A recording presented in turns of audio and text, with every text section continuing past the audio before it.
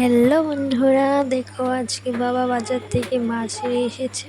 আজকে মামিরা এসেছে আমাদের বাড়ি, তার জন্য মাছ এনেছে। আমি রান্না করব। দেখো মাছ ভেজে নিয়েছি, এখন ঝোল বানাবো, আলু দিয়ে মাছের ঝোল। তার মধ্যে সর্ষে দিয়ে দেবো। ভাবছিলাম আজকে ভিডিও বানাবো না, তাও ভাবলাম না রান্না যদি করছি বানিয়ে ফেলি, তার জন্য বানাই আজকে ভিডিওটা। এখন মশলাটা দিয়ে দেবো। আলু ভাজা ভাজা হয়ে গেছে, মশলাটা দিয়ে দেবো। এখানটায় মাছের তেল আছে, মাছের তেল দিয়ে আরেকটা রেসিপি বানাবো, সেটাও দেখাবো তোমাদেরকে। এটা দেখো, তো মশলাটা দিয়ে দিলাম। মশলা নুন হলুদ করে দিয়ে দিও। এখন মশলাটা দিয়ে দিচ্ছি, ঢাকনা দিয়ে ঢেকে দিব।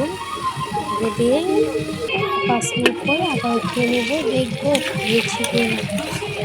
দেখো হয়ে গেছে, অল্প হয়ে গেছে, ভালো সিদ্ধ হয়ে গেছে। সর্ষেটা দিয়ে দেবো। সর্ষেটা দিয়ে দিয়েছি। সর্ষেটা দিয়ে নাড়াচাড়া করে ভালো করে নাড়াচাড়া করে নেব। নাড়াচাড়া করে নিয়ে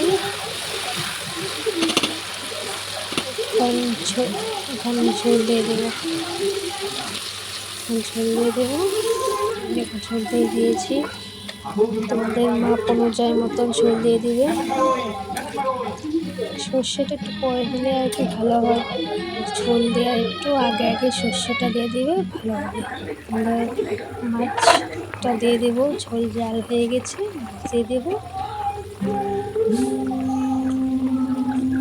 মাছ দিয়ে দিয়েছি, ঝোলটা এরপর জাল হতে দেবো।